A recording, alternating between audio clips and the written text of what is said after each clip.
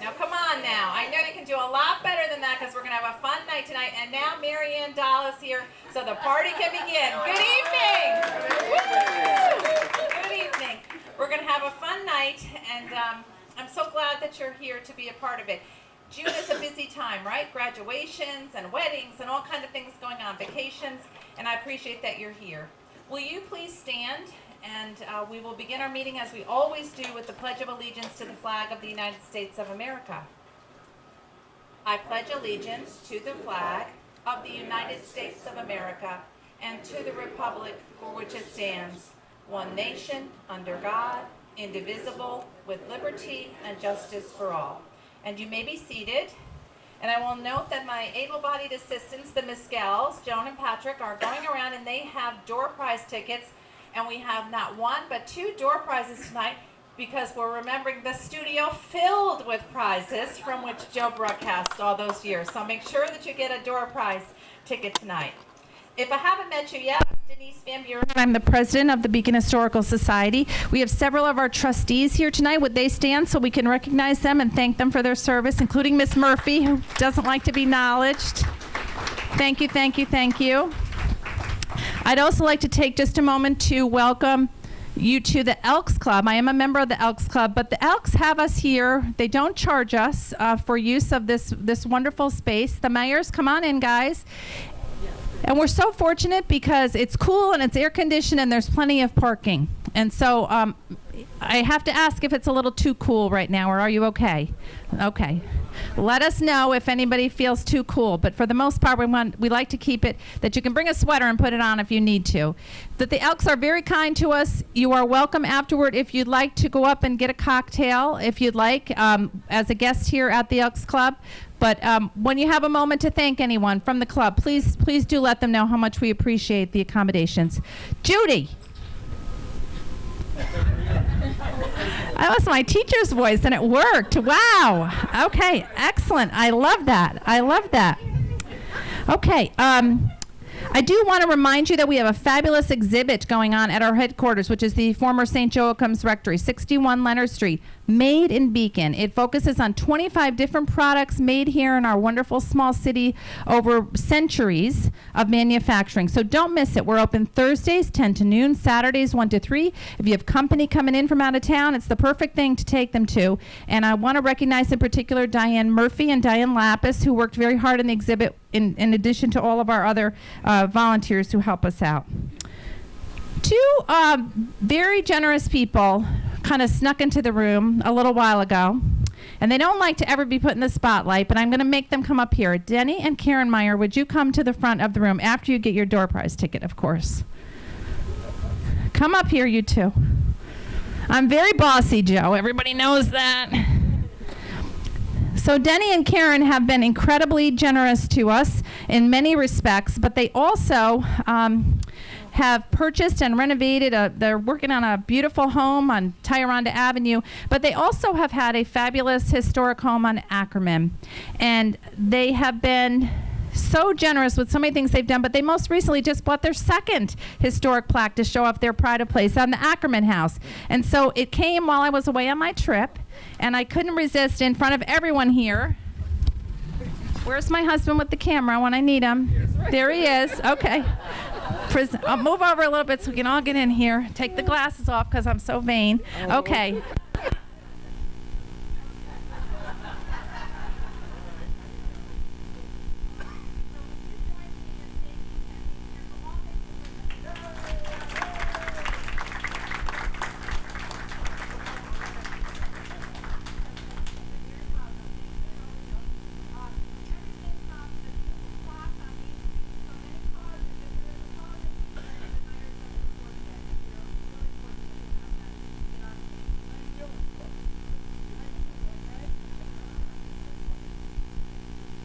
Just building suspense here.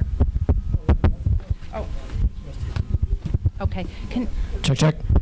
Give this to Denny on your way back, will you? Okay. I put everybody to work. The more I love you, the more I put you to work. Okay.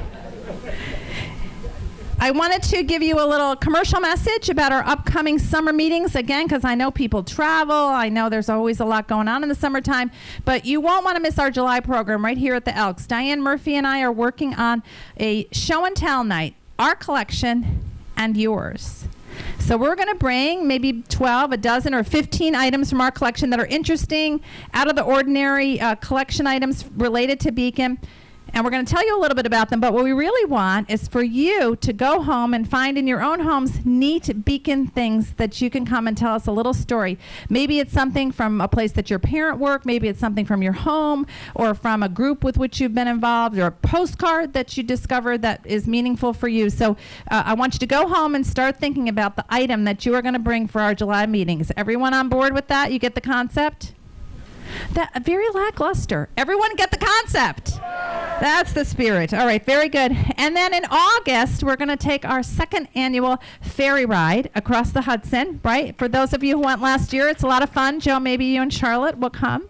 We're going to just take the ferry boat over. We have dinner at Billy Joe's. Last year, we were fortunate to have Mary McTammany, the Newburgh historian, as our speaker, but the acoustics were not great in Billy Joe's. It's open. So I think we're just going to do a little pass-out Beacon trivia for fun. So it's going to be a nice night. Last year, the weather was perfect, and I have no doubt it will repeat as another perfectly wonderful August evening. So look forward to your newsletter. I know you're all members and you get your newsletter.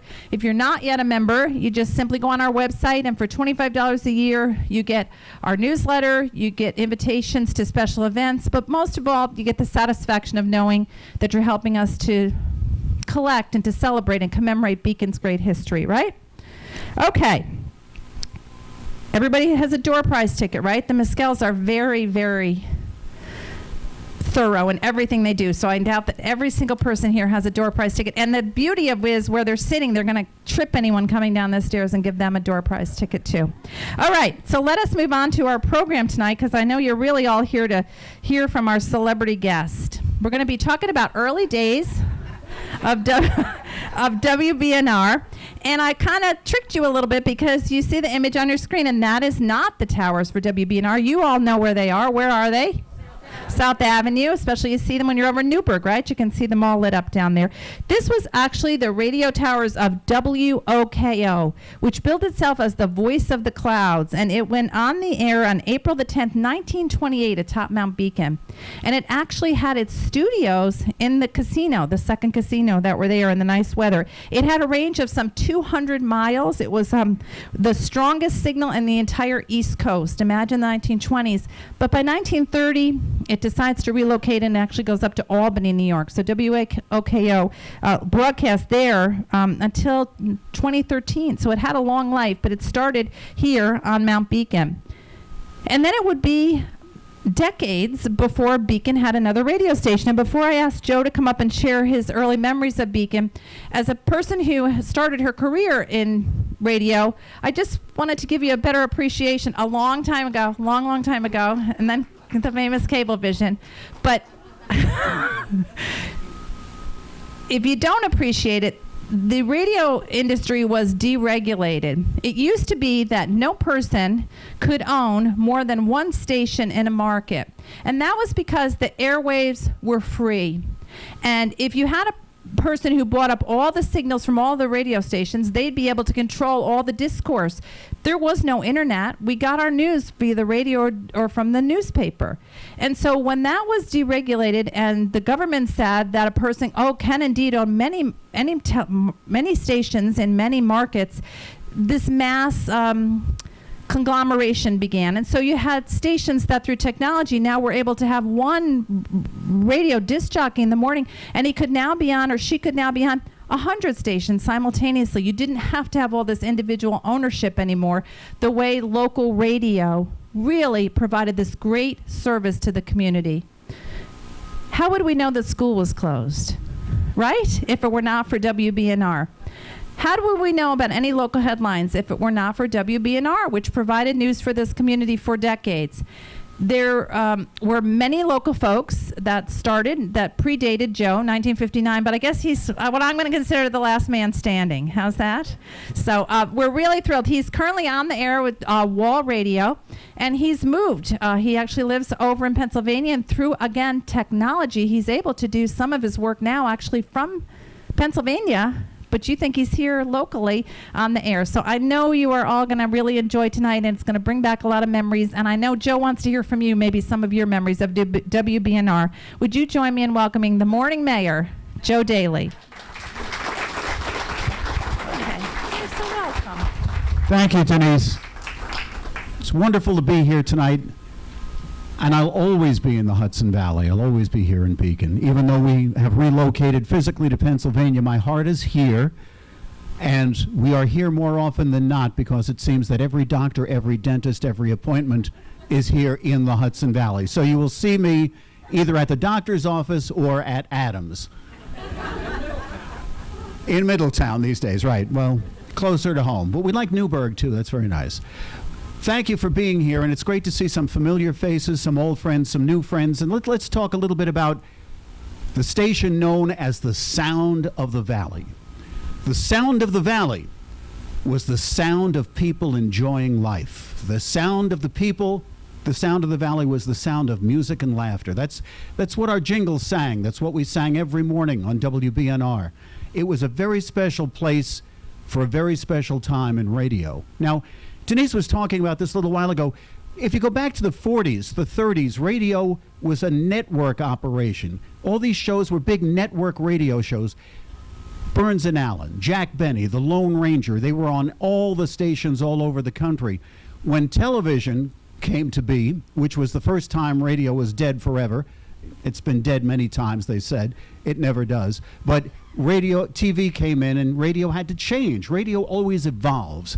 And at that time, in the 50s primarily, and let's go to the late 50s when WBNR arrives on the scene, radio was different. Radio had evolved into something that was local, something that was more personal than it had ever been before. This was a special time when radio could do what it does best, really develop that one-on-one relationship that we all had with each other. We had the chance on the radio to speak with thousands of people at the same time, but we were speaking actually only to you. And that's what made it special. That's what made the local station important. You never saw the Lone Ranger shopping at Adams, but you'd see us. And that was the difference. And we were so proud to be a part of everyone's life. BNR, and everybody knows the story, went on the air in 1959. It was Cy and Al Dressner and Robert Gessner, and it seemed only right that some years later they would sell to Al and Bob Lesnar, which it was because they could use much of the same stationery, just move some letters around, and it worked out fine. And then, a few years later, before Al and Bob Lesnar arrived, the Dressners and the Gessners made the great decision to hire someone named Bob Outer back in 1963. Okay, we will get to that in a moment. In 1963, and we would often say that the Lesners, when they arrived, when they bought the station, they bought the towers, the building, the studios, 6 desks, and Bob Outer. And that was the most important part of that station because they bought the physical property and they got the heart with Bob. And we'll talk more about Bob as we go along here today. And the station, I managed to walk into that studio for the first time in 1979. I got there 20 years later, but I got there for some of the most fun I've ever had in my radio life. And I spent 20 years in that studio at WBNR, and we'll take a look at that in a moment. Which button do I push here? To move it forward. Let's go forward. If it works. If it works. Maybe not. You want to go? It worked at dinner. It worked in rehearsal. When we get to the dance number later, it'll work out. You're going to love this. Can everybody see this? Can everybody see me? Okay. Let's take a look at a couple of things about WBNR, and I thought it'd be fun to show you some photographs, go behind the scenes a little bit. I was so excited to be there. I remember coming up on a Saturday for my interview, saw a special ad in Broadcasting Magazine. I was at the time working at WKER in Pompton Lakes, New Jersey. Part-time sales, part-time on the air, but I was really looking forward to being on the air full-time. Here it is, WBNR, 475 South Avenue, Beacon, New York. Now, New York City had Radio City. We had Radio Center. That was WBNR. Through the magic of radio, this was bigger and better than it looked. But that's what radio was all about. That's what radio continues to be all about. Bob Outer would be the first one to tell you that on radio, the sky is bluer, the tomatoes are redder, the towels are softer, because your imagination can do more than any picture could ever do. And so we took full advantage of that and still do to this day on radio. There's the studio, and that's what the studio, and that's what I looked like in 1979. I hope you can see a very old Collins control board. There were turntables, tape machines, rotary telephones, and 2 tape recorders that somehow enabled us to do a show called Phone Booth. It was absolutely amazing. We'll talk about that. A few years later, into the early 1980s, we have this same studio. Coincidentally, we didn't intend to take the picture the same way. Technology has changed. We have newer tape machines, we have newer turntables, a different control board, and the same old me with a little shorter hair. And then over here, this moves into the later part of the 80s as we move into the 90s, and now the turntables are gone because we moved into a combination of CD players, and we were evolving into the talk format that WBNR did for a number of years as Talk 1260 when the new owners arrived in 1994, when Ed Rogoff came and bought the station and changed things around. But I'm smiling in all those pictures, so I'm still having a very good time. Let's go to another one down the. Here they are. This is what made radio so special in the Hudson Valley. There I am, dead center, parting my hair down the middle for a short period of time, with the legendary Rich Ball right over there. Long, tall Rich Ball. He had a voice that was just so wonderful. He's the kind of guy you'd put on, they would call it housewife time, middays back in the day, and Rich had that deep voice, and we loved listening to Rich Ball. And he'd read the commercials, and it was just wonderful. And one of the nicest guys you'll ever meet. Next to him on that side, that's Russ Monroe. Russ Monroe, who I still work with on a regular basis. Russ is still doing very, very well. Everybody thought we had a very large radio staff, but Russ was like having Mel Blanc on your staff. We did all the we had a couple of guys and Russ Monroe. It sounded like we had an arsenal. We had everybody we ever needed, guests that we could have on the air that were never there. It was Russ Monroe. I have to tell you that now, just to be honest with all of you at this particular point. If I was short a guest for the Army Tailgate show that we used to do on WBNR, I would call Russ. And I'd say, Russ, Army-Navy game coming up today. I need a guest right away. You are retired Admiral Bucky Ironsides Johnson. And you are on the air. And after the commercial break, I would say, let's go to the phones, and there he was. It was Bucky Ironsides Johnson. For the Air Force game one year, I said, Russ, we're short a guest. I said, you are Lieutenant Frank Lucky Larson from the 412th Flying Buttress Division. Right on the phone. I remember coming out of church the following day, somebody stopping me on the steps of the church going, that Air Force guy thought he was hot stuff. It was Russ Monroe. One more. We were doing, Navy would come, no, Air Force. Air Force would come and drop ping pong balls and such at West Point before the Army Air Force game. So what could Army do to retaliate? So I called up Russ, and I said, Russ, we need you driving a tank out to the Air Force Academy. He said, all right, I'll be with you in a second. commercial break ended, I turned it on. Son of a gun, there was Russ in a tank.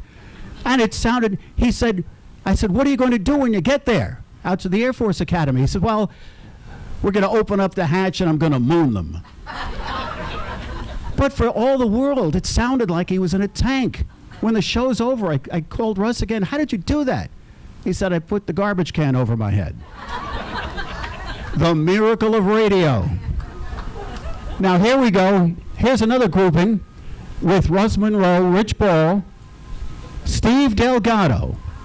Used to be with us, worked with the engineering staff, worked on the air on Saturday mornings with the Steve Delgado Saturday Morning Sock Hop when we were doing oldies. Terrific guy. And Greg Gatine. Greg Gatine still on the air today in the Hudson Valley at WDST and doing very, very well. We had a promotion with Greg and you can see here, and I'm not making this up in this particular case, one young lady one day said, you know, you look so much like Barry Manilow. So we had a whole promotion about him looking like Barry Manilow. Don't say that to him if you see him today, because he's not going to be happy. And down here, another one of our favorites who worked with us, that is, we called him at the time Happy Jack Moyer, who went on to be Jack Hammer on Hudson Valley Radio for years. He is now doing a radio show in Florida every weekend. So it's one of these things with radio. For the most part, you can never retire. You can never really get out of radio because it just follows you. The same way I'm still doing radio every weekend on Wall Radio in the Hudson Valley. Bob Outer. There he is. Couple of great shots of Bob there. The legendary shot of Bob inside the Giant Tire over in Newburgh at the Goodyear store. And where we spent so much time over the years, the make-believe tailgate show that we did with Russ Monroe eventually evolved into a real tailgate show at West Point at the Holiday Center every week before the home games. And there was Bob. Bob was always ready to go, had his trench coat on. He was all set to do the play-by-play, and he'd come and visit us first.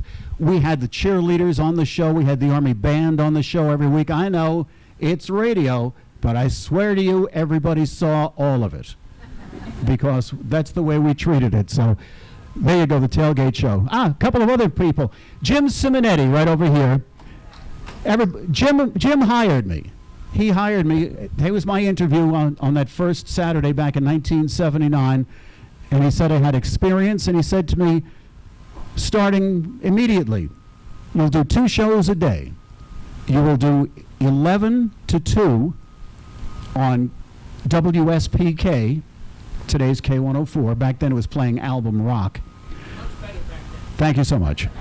That was after Dean Darling, who would do the morning show, and right before Larry Wells, who did the afternoon show. And then at 2 o'clock, when I finished with that, I'd walk across the hall and do WBNR's show.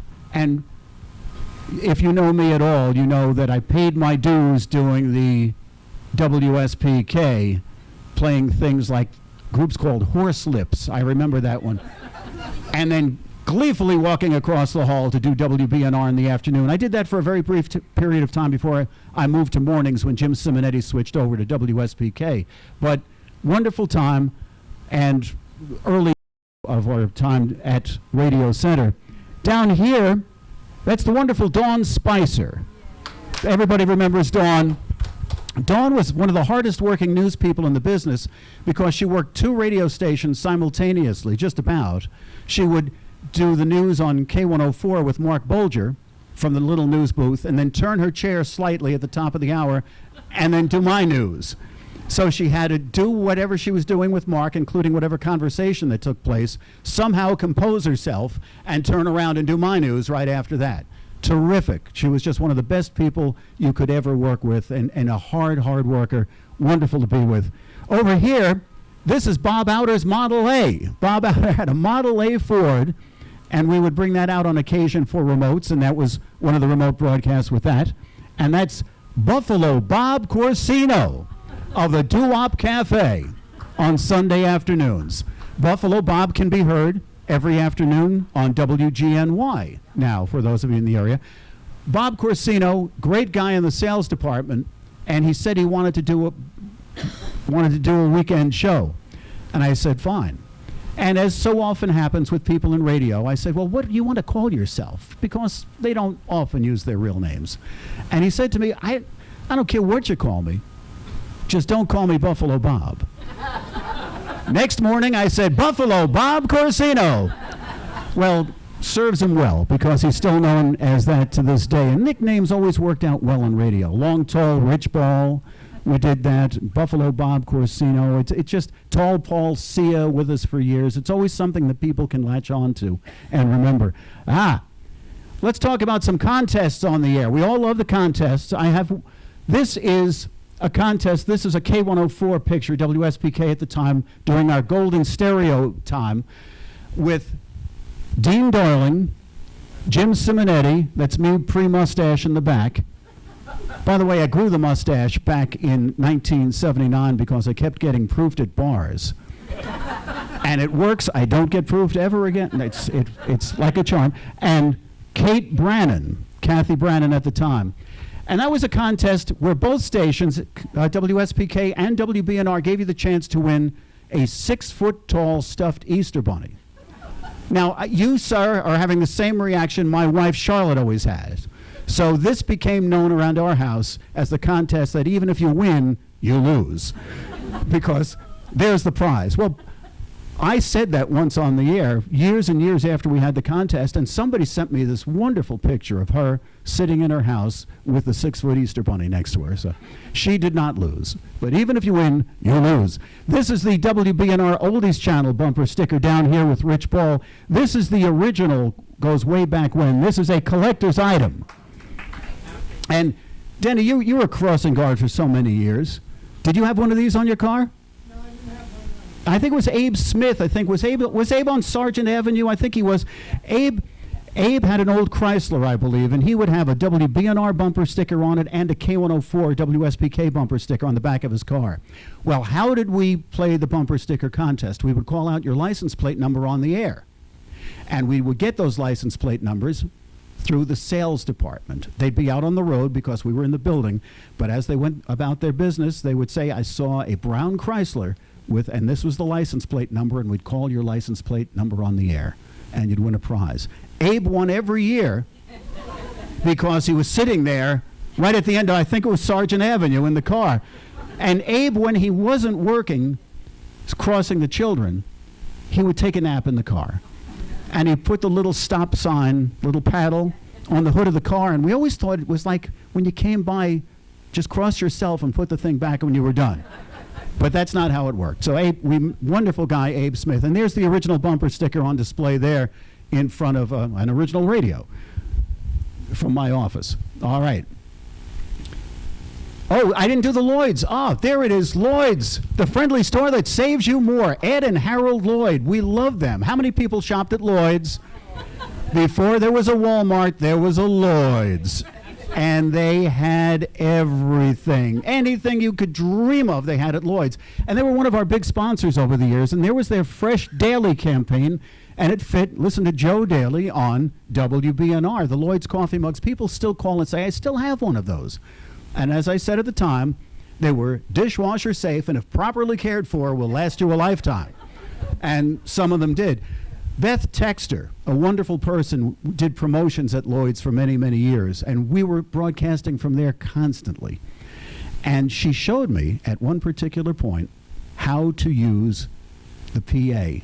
And every telephone, house phone in Lloyd's could access the PA. It was. And you could say, we're now having a live broadcast in such and such a department. Or at off times when we weren't on the air, I could come in and say something. She says, I'm sorry I ever showed you that number. But we did many contests at Lloyd's, had wonderful times there. Ed and Harold Lloyd, just a great time. So we loved Lloyd's. And there's more contests. There's the Joe Daly says, now listen here and be a loyal listener. You can win some great prizes. As Denise said, from our studio filled with fabulous prizes, chosen, of course, with you in mind. It was difficult for all the prizes to be great. And truth be told, they weren't. However, every year when we did a bumper sticker contest or a loyal listener contest, we'd love to have a growing jackpot. And every time, for example, with the bumper stickers, when we did not get a winner, we would say, well, we'll add another prize to the jackpot. And we had a whole list. And the big prize was a case of Pepsi. It was always a case of Pepsi. But again, trying to be honest tonight, the people in charge of things, the budget at the station, that would be Bob Lesnar, they would find you could buy fabulous prizes for a very little amount of money, and they'd ship them all to the radio station. And we would have to describe what they were on the air. And I remember one of the prizes was a copper sculpture. So we'd say, case of Pepsi, a copper sculpture, a T-shirt, and a spatula. Or as Jim Simonetti once said, a spatula. But we had the right idea. I remember a gentleman coming in, and we gave him all his prizes. And he had a number of cases of Pepsi. And we gave him the copper sculpture, and he said, what the hell am I supposed to do with this? Otherwise, most people were happy with the prizes they got. Big bucks contest below that. The music, the fun, and the memories of the 50s, 60s, and 70s. What was the big bucks? Anybody remember big bucks? What do you do when you're a small AM radio station in the Hudson Valley and the other stations are doing all kinds of wonderful contests and you just don't have the budget? You print your own money. And we did it. We had big bucks. And they would be only of use at one time, at a one-time only auction that took place at the Duchess Mall in Fishkill. Anybody remember the Duchess Mall in Fishkill? So, if you won a trivia contest on the air, you might win 1,000 big bucks. And you'd come to the station and pick them up. And they were all excited. If you came to see us at a live broadcast, maybe you win 50 big bucks, 100 big bucks. We'd have everything, you'd win big bucks. And people would gather the big bucks, and they came to the auction, and we had tires from Great Way Tire to auction off. We had a vacation stay. We had dinners for two, and you could only bid on the items with big bucks. What a time we had. It was a wonderful, I think we had Rob Doyle come in and do the auction at the time. And it was just so much fun. And people near the end, as we were running out of prizes, they were buying big bucks from each other, trying to get, I need a few more big bucks. But a wonderful promotion that came from absolutely nothing, and money we printed ourselves. Another promotion that was not only fun but extremely dangerous was the WBNR night at Monticello Raceway. Once a year, we would go to Monticello. There's John Lemure, and here I am, and Rich Ball, and Rex the Wonder Horse in the background. Now, most years, they would have the jockey sitting on the sulky at the back of the trotter. You've seen the trotters at Monticello. And they would have a little tiny seat that they would bolt onto the side next to the jockey. And we would sit on the seat and sort of hold on to the side as they went around the track. And it was incredibly frightening. It was horrible. They'd get us all dressed up. And the reason it was so horrible was that the jockey, the winning jockey, got a prize. He got a nice prize. We got nothing. But they wanted to win. So it was very scary. Rich Ball, one year, when the race was over, we were all standing around, and he looked down at his shoe. He had worn the whole back off his shoe because it was rubbing on the wheel on the side of the sulky. So then the next year we said, hey, let's do something different. How about a bicycle race? So the jockeys were all given 10-speed bicycles, and there I am with Rich Ball on a very large bicycle built for two that had helium balloons attached to it and baseball cards in the spokes, and that was even harder than riding around on the sulkies. The famous New York Giants parade. Who remembers that? That was 1987, as I remember. The Giants won the Super Bowl. It was an exciting year. We sent Maggie Carbaugh, our sales manager, to the New York Giants camp when they were training before the Super Bowl, before the win. And she interviewed the players, many of them. Great tape. She brought them back. What are we going to do with that? Well, we decided, in honor of their victory over the Dallas Cowboys, was it that year? I think it was. We would have a parade in Beacon to celebrate the Giants. Now, this is the same radio station that couldn't afford prizes to give away, so how are we going to have a parade? I called it, and this took a lot of thought for legal reasons, but it was called the Main Street Radio Parade live from Beacon in honor of the New York Giants. Nowhere did I ever say it's a radio parade. See that in between there? we hit the air. There I am with a sound effects record. Bob Outer and David Scholes from the news department did the entire thing. It was scripted out. Everything was sold. We made a great deal of money on that one. Each float was pulled by a car from Foothills Motors, thanks to Lou Scalpi, senior and junior at that particular time. And each float was from a different business. And we described the floats. Bob would say, "Oh, what a beautiful float going by, and this and all the appliances from Soane's Appliance Center in Walden," whatever it was. And none of it existed. And sponsors called up asking where the parade was. We had vendors that wanted to sell balloons and things. There was no parade. Even the music, I would be running. I only had 2 turntables and some tape machines, but I made the whole thing work. And we would script it. Bob Outer would say, "Now, here comes the St. Cecilia High School Marching Band under the direction of Father Patrick Gleason. Let's pick up a little bit of that." The school had closed years ago, and Father Pat was a friend of the family, but they were terrific that day in the parade. They really were. When it was all over, the trades all over the country, the media trades picked it up. One headline said, "Move over Orson Welles." It was just so much fun to do, and people to this day still talk about it. But these are things you could do with a little community radio station that you'd be hard-pressed to do today. But it was fun, and everything was fun.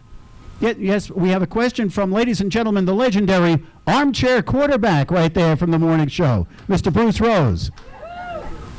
Don't be so humble. The station won a national award from the National Association of Broadcasters for the best small market promotion. I proudly have in my office at home the best of the best NAB award. We also won for promotions over the years, and this was a little radio station with no budget. Best Radio Promotions, New York State Broadcasters Association, presented with the award by Rush Limbaugh in a big ceremony in New York City one year. And we got the ECLAT Award and a couple of other things that we received over the years. One of our promotions, I was called to New York City to speak at the International Radio and Television Society with some big names because we had the Adopt a Billboard contest. We couldn't afford our own billboards, so we adopted billboards from Arnoff Moving and Storage or Remax Realty, and we'd go out there and do a ceremony and stick one of our bumper stickers in the lower corner of the billboard. So we'd say, if you're going up 9D and you see the Arnoff Moving and Storage billboard, think of us. It worked. All right, NASCAR racing came to WBNR, and there I am taking my last-minute instructions before just sitting there in the car because I was not going to go around with that. And down here, this was one of the most fun things we did. Did you know that BNR had a mascot for a number of years? That is the WBNR bear in the background. That was, I remember one of our salespeople, I think it was Bob Camparelli at the time, wore that and danced all the way up the Broadway in Newburgh in a parade one year. And that is the winner of the Miss Joe Daly Show contest at McDonald's we had. Now, this was an on-air radio pageant by phone. And people would call up. Our esteemed panel of judge was, and I'm sure he denies it to this day, Steve Cathan, who now hosts the CBS World News Roundup on CBS Radio every day. And does all the CBS top of the hour newscasts through midday. Steve would ask questions. We had a talent thing on the air. And that lady, I can't remember her name, she won. I said, well, we'll have a nice ceremony at McDonald's. You remember her? Maria? And she had to make her own crown for that. And there we are at the Big Bucks auction, son of a gun. There's Tall Paul Sia, Happy Jack Moyer, Rich Ball, and myself. And a big event at the Duchess Mall. We lived at the Duchess. When we weren't at Lloyd's, we were at the Duchess Mall. And one year, well, there's the Duchess Mall right there. There's the Clyde Beatty Cole Brothers Circus coming to town. And every year we'd cover the beginning of the circus and the erection of the tents, and I would ride an elephant, which was like sitting on a giant scrub brush. And of course, you don't do these things these days, but of course, I also stuck a bumper sticker on the elephant, just in case. There we are doing the tailgate show at the Holiday Center. You wonder how the technology has advanced. That was me picking up the entire band. I would just hold it like that. There's Ed Lloyd Ed Lloyd cutting the cake at Lloyd's anniversary celebration. We went over to cover that live because it was a big event in the Hudson Valley and because there was cake. And this was one of the things we got the most attention for. The Poughkeepsie Railroad Bridge. Now this was, Mr. Seppi, Bill Seppi way back when had the dream of making it into something more than it was at the time, which was a burned out bridge from the big fire way back when. And we went out there with the assistance of my producer at the time, Chris Zarafa. Chris, the producer, came up with the whole idea.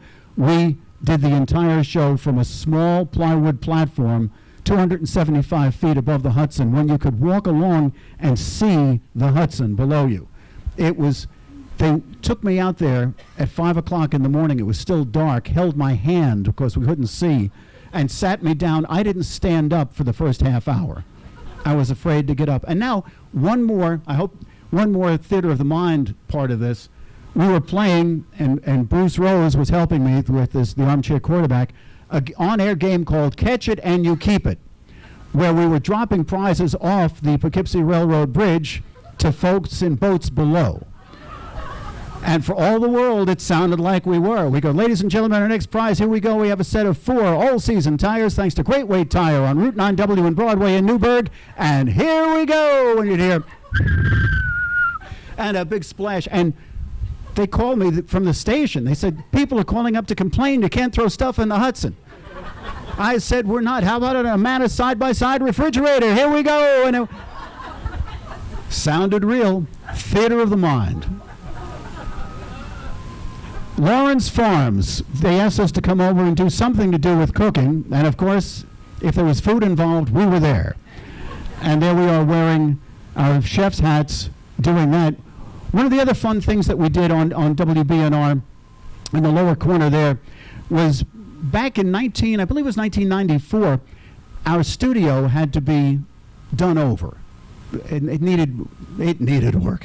And we didn't have a backup studio, so Bob Outer and Rob Doyle at the time had the Absolute Action Center that was right across from the post office, and for 8 solid weeks we broadcast every morning from the store window. In that particular picture, Clara Lou Gould was my guest that day. We had chefs in there cooking breakfast in the window, we had omelets, we had live entertainment. The legendary Peg Leg Bates came, the one-legged singer, to dance. Maggie Carbaugh, our manager at the time, was an avid tap dancer. She came down, brought her tap shoes. She danced for Peg Leg Bates that morning. We had a parade. We had the Beacon High School Band. We didn't, by the way, I found out you're supposed to have a permit for that after it was over. That wasn't a happy day, but they came marching down. We had a wonderful time. And we served the first hot dogs of the baseball season before the Renegades games. 7 o'clock in the morning, we were cooking hot dogs on Main Street in Beacon. There it is, Absolute Action Center. When you're doing a talk format, which we were doing at the time, you did anything you could to fill up the time. And we had a ball with that. Christmas time was our time. Denny will be the first to tell you that. And we'd always play Dominic the Donkey, How to Do It, #1 requested song. And for Denny, Christmas in Killarney by Bing Crosby.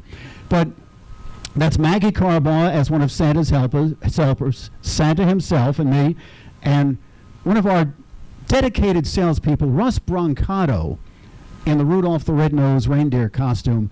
It was so hot that day that when it was over, he ran into the back room, ripped off the helmet, the top, the head, and stuck his head in the refrigerator freezer. He was done. Russ was a great guy. He would do anything for you. You remember Russ very well. We'd be at an event. I'd be on stage. I'd say, ladies and gentlemen, Rich Ball is over there, or Greg Gatine. And we had a syndicated show on at night with a gentleman named Dave Sebastian. And I'd say, and crazy Dave Sebastian. He'd stand up and he'd wave to everybody. It wasn't him. Again, theater of the mind. 1953. Pontiac station wagon, a tin Woody as they were called. That was my car. That was owned by the Gillette family. They would use it for antiquing. We used it for broadcasts, for remotes from time to time, and had a really great time with it. The girls miss it. I don't know. It was sold to a gentleman who was servicing and selling surfboards in South Jersey. That's where it is now. Let's do some remote broadcasts. Up in the upper corner, Bob Camparelli's truck became our remote unit at this point. And that Sid Labergio with the little straw hat on of the Middle Hope Fire Company. We did everything with Sid. We had such a ball. We used to sing for the Middle Hope Firemen's Fair every year. Are you going to the Middle Hope Fair? Parsley, sage, rosemary, and Sid. And that was Sid. There's another picture of our broadcast from the walkway over the Hudson, which is now the walkway over the Hudson. They were so nice after we did this many years later. The day before the official opening of the walkway itself, the big grand opening, we did the show again, halfway, the same place we did it all those years before. There's the WBNR toy drive at Lloyd's. This was the only toy drive at Christmas time that accepted new and used toys, because there were so many families to take care of. And how many times have you gotten a toy, a board game, or something for the family that just wasn't used? We made sure it got to a good home and took care of a lot of good families here in the Hudson Valley. Here we go, Election Day only. In Newburgh, Greg Gatine, Rich Ball, and Joe Daly from WBNR, Kathy Brannon and Kevin Stagg from K104. Help them buy out. You'll get a super deal. Your favorite radio personalities imprisoned in a wall of Slice. Anybody remember Slice? It was a Pepsi product. It was a canned soda. We were involved in the kickoff of Slice. We played a game with Slice. Again, what do you do if you have no money? I'll make this quick, but we took bingo cards. We bought hundreds and hundreds of bingo paper things, cut off the word bingo, and created an 8.5 by 11 sheet that said SLICE instead of BINGO. You would get your Slice board, and every week you'd pick up your different color bingo card, or Slice card as we called it, and you'd play Slice at home. And a couple of times a day we'd have Bob Outer come on, and he'd say, we had a regular bingo thing, but if it was B, he said under the S, 2, and under the I, and until he had one under each column. And then he'd say, that's it, that's Slice. And if you had bingo, you brought your card to 475 South Avenue in Beacon and picked up your prize. Can you imagine doing that today? But it was a big hit. It was a huge hit. Some of the people behind the scenes, Wendy Batt. Anybody remember Wendy Batt from Bat Florist? This was before Wendy went to Washington, and for the Reagan White House, wasn't it, back then? But we did so many things with Bat Florist, 831-BATT, Bat Florist. David Brenner.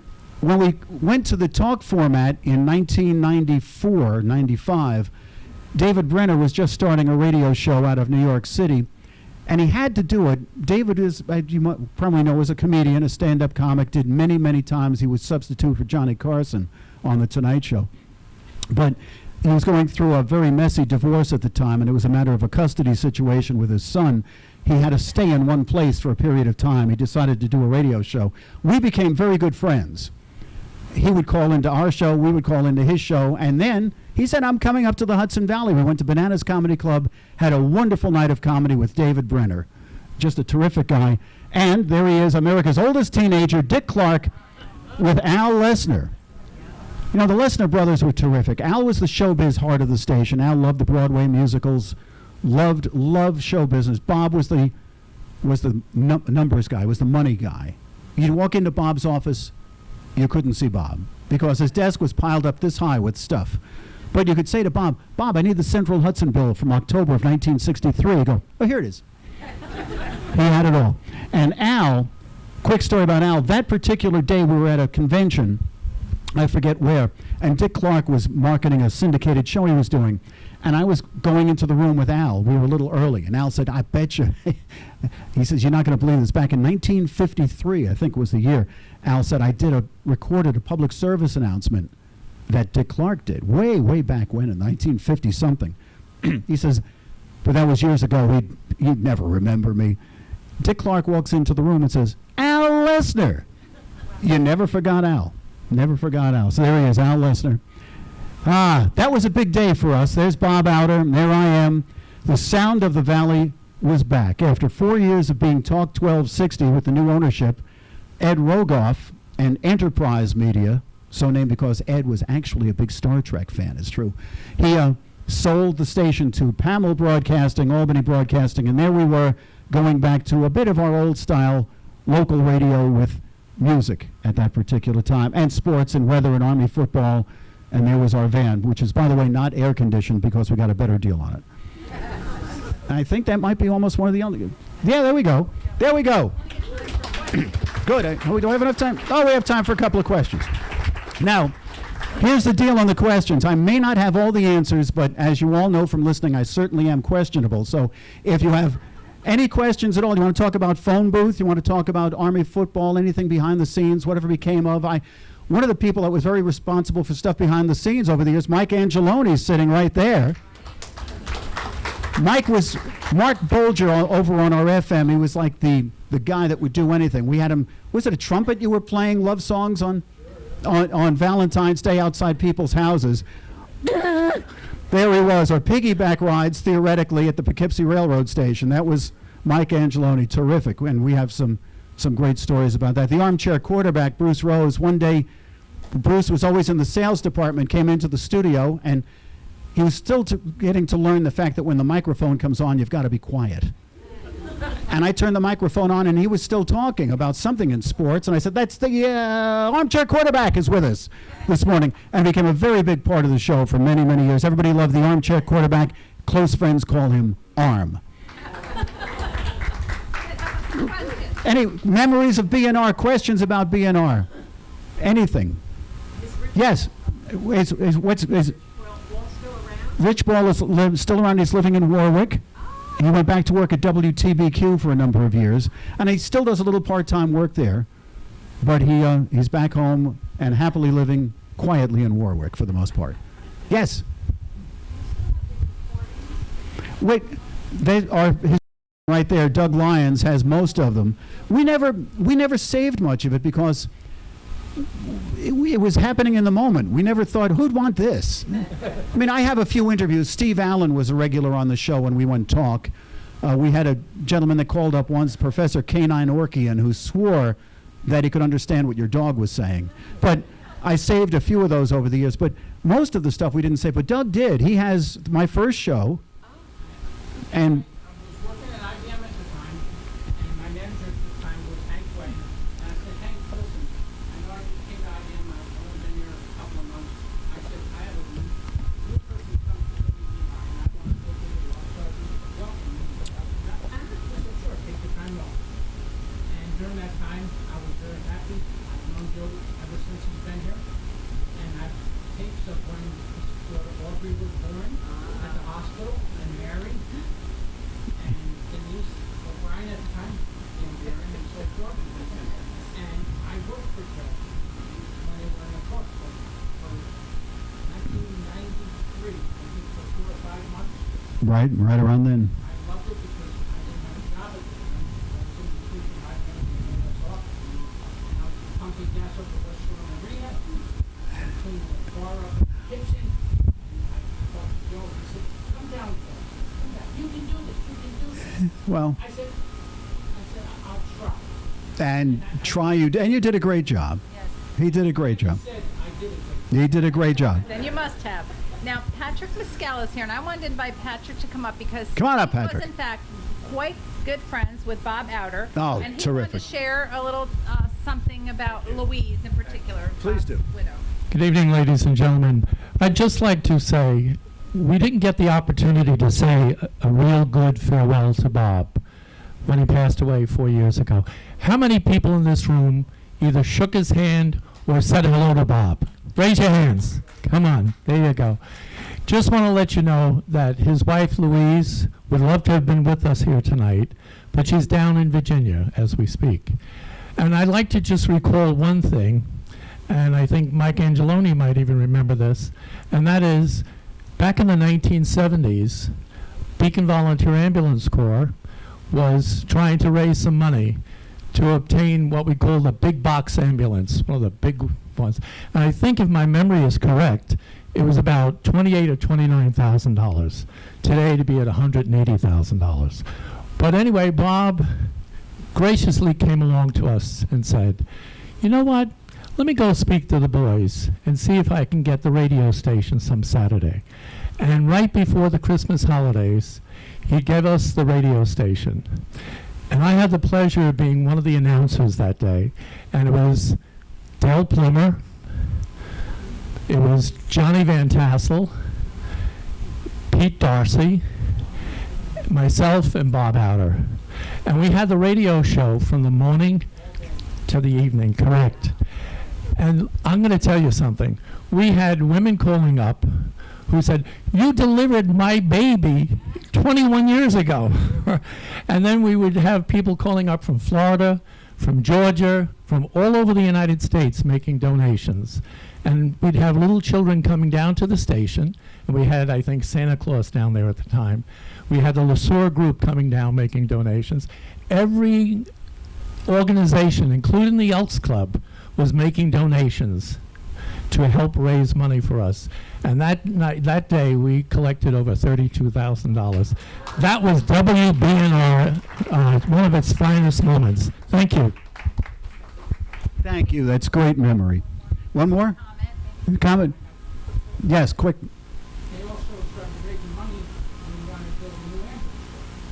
And I have that on. So one of these days, we're going to get all of that stuff digitized so we can all listen to that again. But thank you, Doug, for saving that. Any other questions or comments? Yes.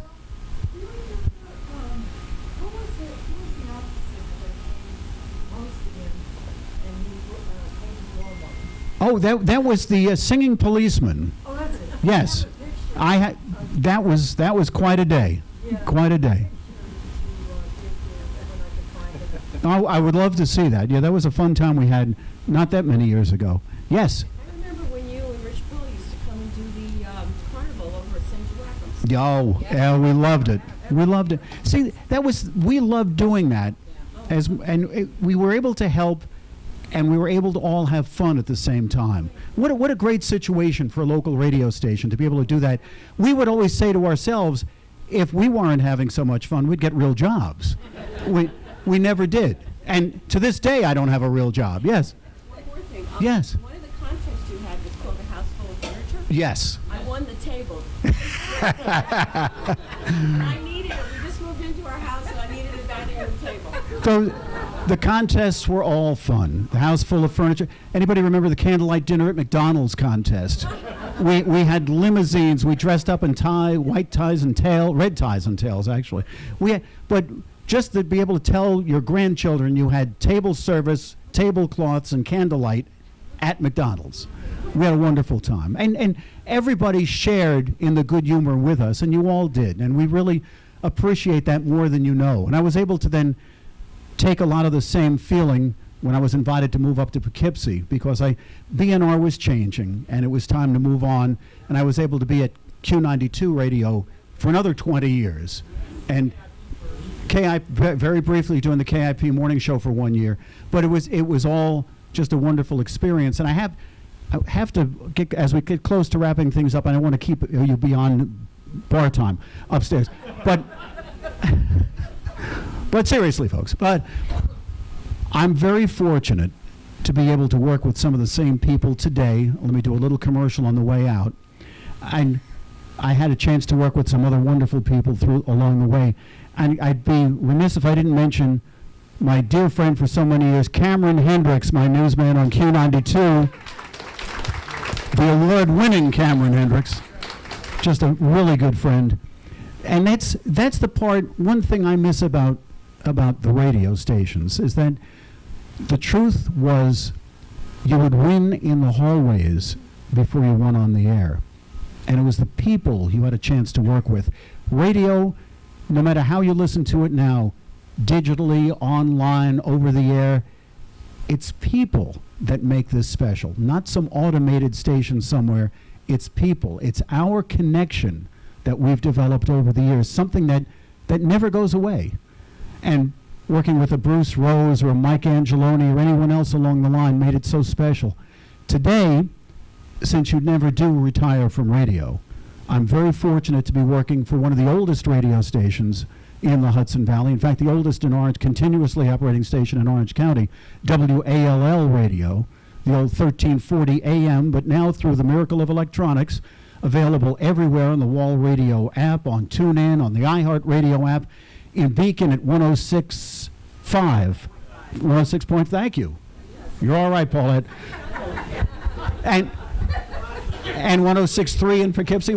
But along with me, my Bruce Rose, the armchair quarterback, is there, and Mark Bolger is on after me every weekend for all those years. Kate Brannon and Michelle Taylor, who was with me for all those years on Q92. It's sort of like we've just ended up there. And it's wonderful to be part of that and to do, and Hank Gross, I have to mention Hank Gross is our news director, to be able to do many of the things we did back in the day and still be the Hudson Valley's hometown station now, and be able to do for the local community organizations, for the nonprofits.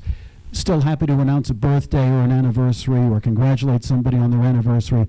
It's what local radio is all about. So no matter what radio station you listen to here in the Hudson Valley, if it's one of the local ones, embrace it, tell them they're doing a good job, and please support your local radio station. And thank you for being with me for all these years. Thank you.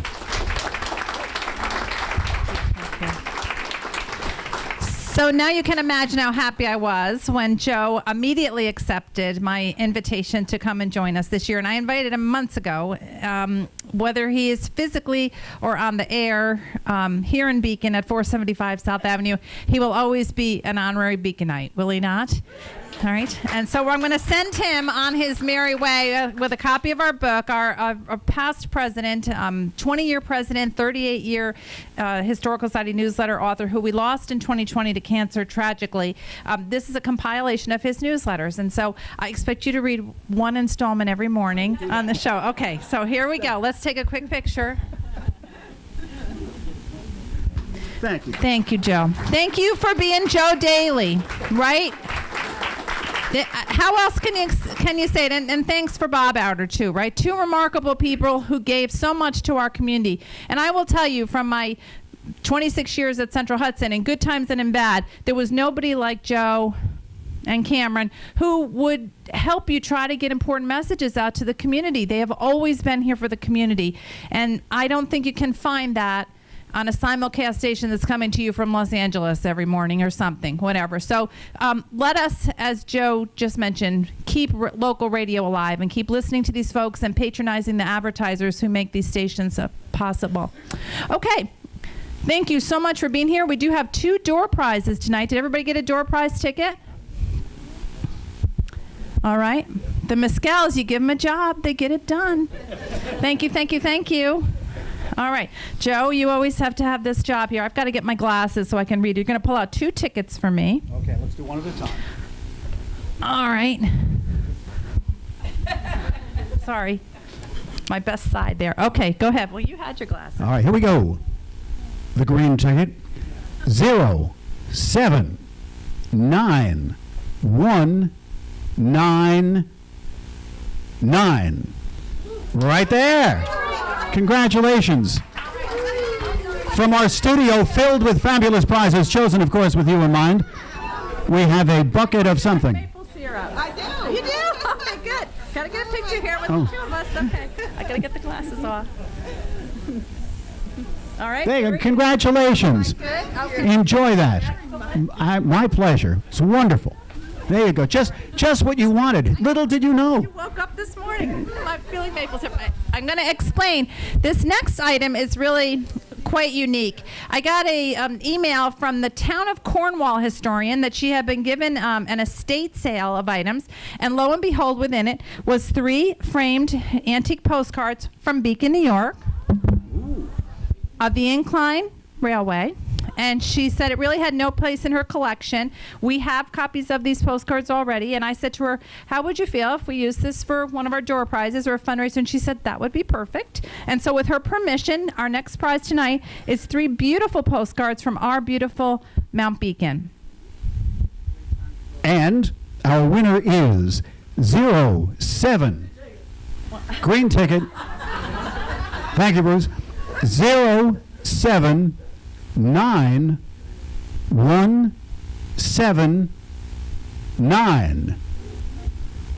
079179. Went to the radio station in 79, and I graduated from high school in 79. Look at that. It's all working. 79, the last 079179.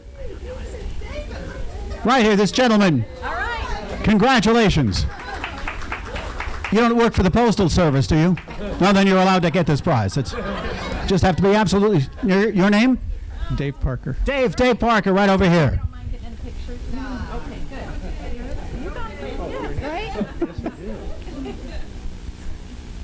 Great. Thank you, Dave. Thank you for being here tonight. Thank you very much. Bob Outer was a neighbor of my family. Oh, he's a neighbor of Bob Outer's. So it's very difficult to pull the microphone away from Joe Daly, but I have managed to do that.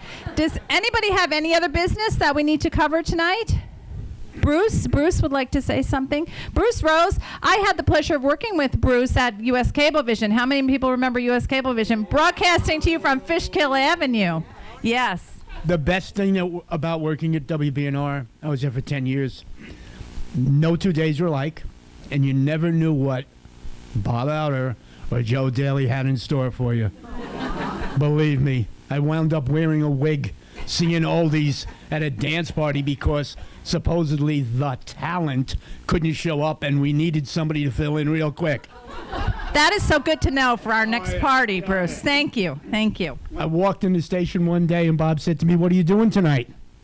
I said, "I don't know why." He said, "Call your wife, you're busy." So what's the matter? So my color guy for Renegades walked out on me. "I need somebody just for the night." I said, "Okay." 5.5 years later, I was still doing Renegades. Good. Okay.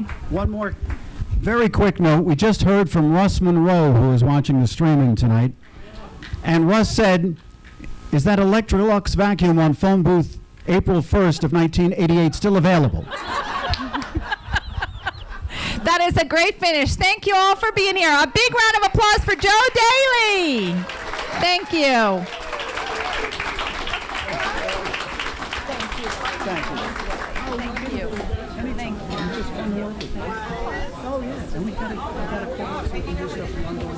That would be great.